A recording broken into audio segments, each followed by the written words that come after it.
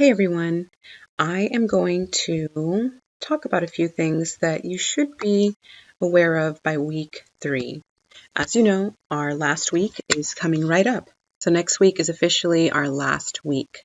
And keep in mind that it is a shorter week than our usual weeks. Make sure and mark that down. Anyhow, I'd like to start with just a quick reminder that by now you should be working on your final project.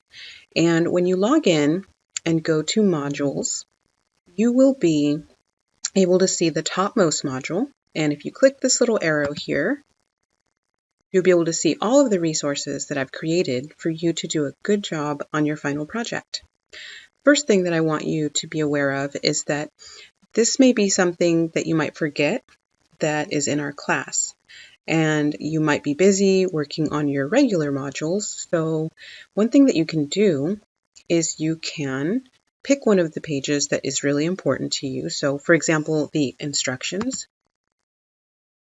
So if you forget where the instructions are for your final project, you can always go to your toolbar and bookmark it. So you can easily bookmark pages just like you do when you are on the internet and you find something that you want to go back to later. You can also do that with our courses. So here is just a quick summary of one of the options. And as you know, you're supposed to pick just one of these 3. Don't do all 3, please. Just pick one. So now that you've got that in your sights, what I did in this class is create the discussions so that they served as practice for the skills that you would need in your final project. So as you can see this week, we have some readings, PowerPoints, we have some quizzes to check your knowledge. But here is where I want to draw your attention. The introduce a work of art discussion. So this is a specific skill that I want to see in every final project that I grade. And I try to use very similar language so that you recognize it and make that connection. Here, if we go down to this option, for example, you will be asked to give basic information about artworks and first impressions. So last week we worked on the first impressions exercise, so hopefully that will ring a bell.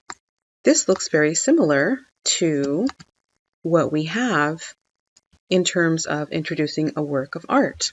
So you're going to see these bullet points and you'll be reminded about the title of the work of art, the date, the medium, and please use that word so that I know that you are making the connection.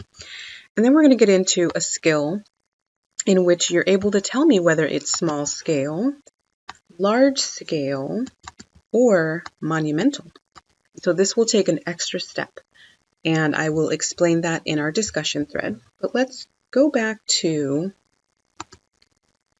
something really helpful. So every week I give you an overview of the assignments, but I also add helpful information to get you started on the right foot every week.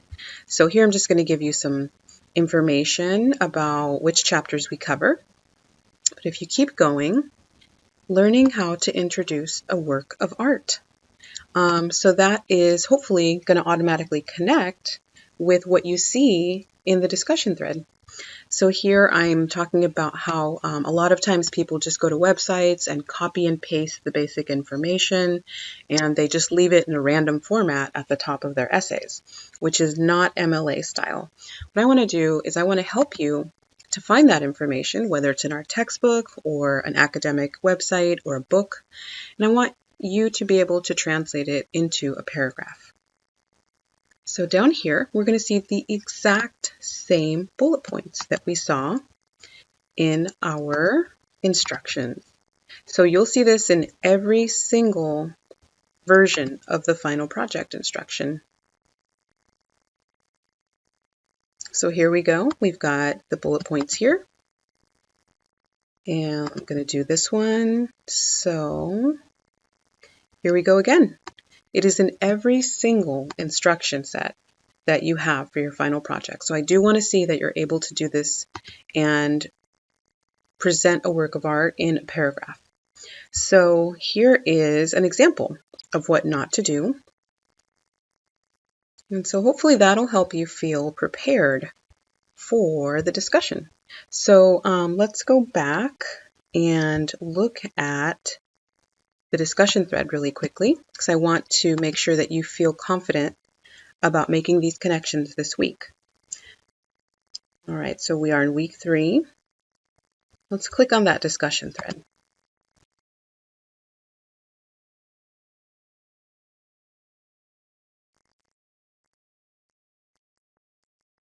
Okay, so we have a little introduction, and here we have the assignment. So pick one work of art from any of the week's chapters. So this week we're reading chapter 7, 8, and 9. So you can pick one work of art from any of those chapters.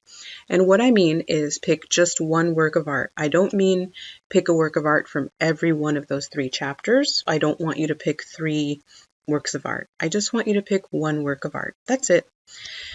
So the second paragraph will be your first impression. So you should already feel comfortable with that since we did that last week with the 2-minute writing exercise. So what I'm doing is I'm helping you to keep practicing and repeating those skills until you become more confident. So we'll be introducing a work of art and then practicing what we learned last week. So if you feel like you didn't do as well as you wanted to last week, that's totally fine. You have more opportunities to practice in this class. So here we go. Here are the bullet points.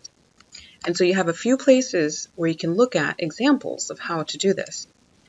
Now I'm going to go back and show you why that topmost module is so important.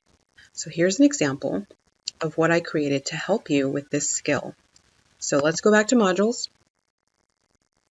Go back to this final project resources module, and we've got a page dedicated to first impressions and themes, so hopefully you looked at that last week. Here we have how to tell the difference between small, large, and monumental scale. I definitely recommend looking at that page because it's going to be a part of writing a good introduction for a work of art, and that is mentioned in the instructions. So definitely look at these pages and bookmark them if you find them helpful. There are lots of things in here that are meant to help you succeed. And if you have any questions, definitely write them and post them into the general questions discussion thread. I check those regularly and I like to respond in that place because most of the questions that students have are about assignments and the course. And so if one student asks them and other students are able to read the question and my answers and see those same resources, it helps everybody. So thank you for watching this video and good luck this week.